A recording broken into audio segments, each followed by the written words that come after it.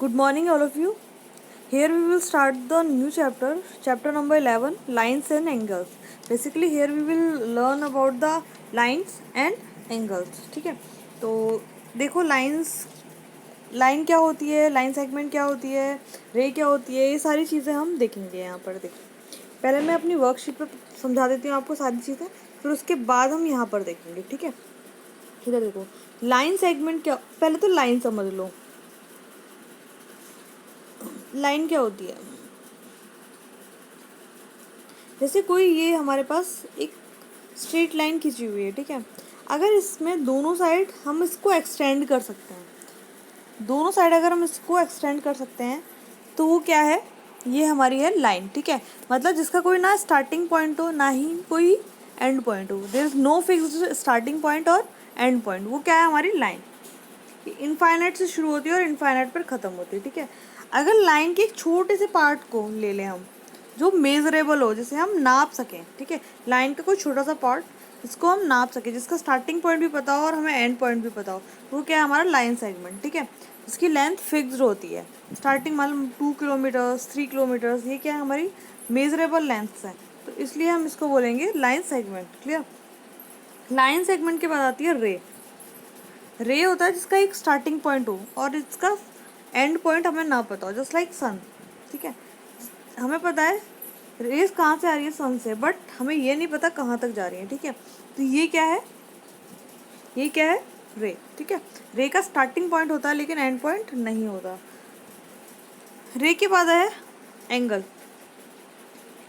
अगर कोई भी दो रे एक ही पॉइंट से स्टार्ट हो रही हो, ठीक है, जैसे दो रे हैं हमारे पास, एक ही पॉइंट से स्टार्ट हो रही हैं और इनफाइनाइट तक जा रही हैं, ठीक है, इसमें एरो लगा हुआ है, तो उनके बीच में जो ये गैप है इसको क्या बोलेंगे हम? एंगल। ठीक है, ये दो रे भी हो सकती हैं, दो लाइन सेगमेंट्स भी हो सकती है मेजरेबल, जैसे लाइक फिगर्स में होता है, जैसे रेक्टेंगल बनाया हमने, स्क्वायर बनाया, तो ये रे तो नहीं है, ये तो लाइन सेगमेंट है। ठीक है, ये मेजरेबल है, तो इनके बीच में भी क्या हो सकता है? एंगल हो सकता है। ठीक है, तो वो जो गैप है उसको क्या बोलेंगे हम? एंगल। ठीक है, एंगल्स भी बहुत सारे टाइप के होते हैं, जैसे like acute angle, obtuse angle, right angle, straight angle, zero angle, complete angle, reflex angle. देखो, ज़ीरो एंगल क्या होता है? ज़ीरो से स्टार्ट करते हैं पहले हम।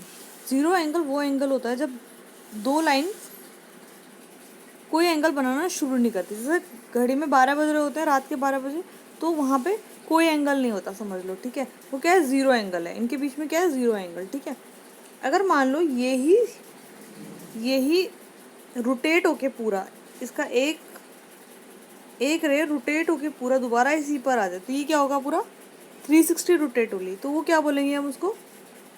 360 एंगल। ठीक है, वो क्या है? कंप्लीट एंगल है आपका। ठीक, अच्छा देखो, अगर कोई एंगल 90 से छोटा है तो वो क्या है? Acute angle. 90 से छोटा है तो वो क्या है? Acute angle. 90 से बड़ा है तो वो क्या है? Obtuse angle. और 90 है तो वो क्या है? Right angle. ठीक है, अब 180 है तो वो क्या है? वो स्ट्रेट एंगल। और 180 से बड़ा है तो वो क्या है? Reflex angle. ये सारी चीज़ें बताइए यहाँ पे। देखो, एक्यूट एंगल कौन सा एंगल होता है? जो 90 से छोटा होता है। ठीक है, ये क्या होगा? हमेशा 90 से छोटा। ऑब्ट्यूज एंगल क्या होगा? हमेशा 90 से बड़ा। देखो, मैंने थीटा को लिखा है ना, 90 से बड़ा।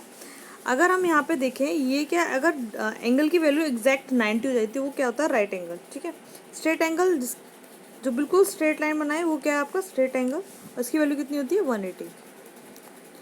और यहाँ पे अगर थीटा की वैल्यू, लाइंस के बीच में कोई भी मूवमेंट नहीं हुई है, वो वहीं जहाँ पे थी स्टार्टिंग में वहीं पर है, तो वो क्या है? Zero angle. ठीक है, इधर देखो, कंप्लीट एंगल, अगर लाइन रोटेट करके दोबारा वहीं पर आ जाए तो वो क्या है? पूरा कंप्लीट एंगल से बोलेंगे 360। अगर एंगल की वैल्यू 90 से, सॉरी 90 नहीं आएगा यहाँ पे, 180 आएगा, 180 से बड़ी और 360 से क्या हो? छोटी, तो वो क्या है? रिफ्लेक्स एंगल है। कौन सा एंगल है? Reflex angle. क्लियर? तो ये सारे एंगल्स हो गए। यहाँ पे 3 एंगल और दिए हैं कुछ रिलेटेड, अलग हैं इससे। कॉम्प्लीमेंट्री एंगल, सप्लीमेंट्री होगा, एडजेसेंट एंगल। सबसे पहले एडजेसेंट एंगल बता देती हूँ। एडजेसेंट एंगल वो एंगल होता है, जैसे ये दो लाइन्स हैं, तो इन दोनों लाइन पर, एक ही लाइन पर दोनों साइड जो एंगल बन रहे हैं वो क्या? एडजेसेंट एंगल्स हैं। ठीक है, ये दोनों क्या? एडजेसेंट एंगल्स हैं।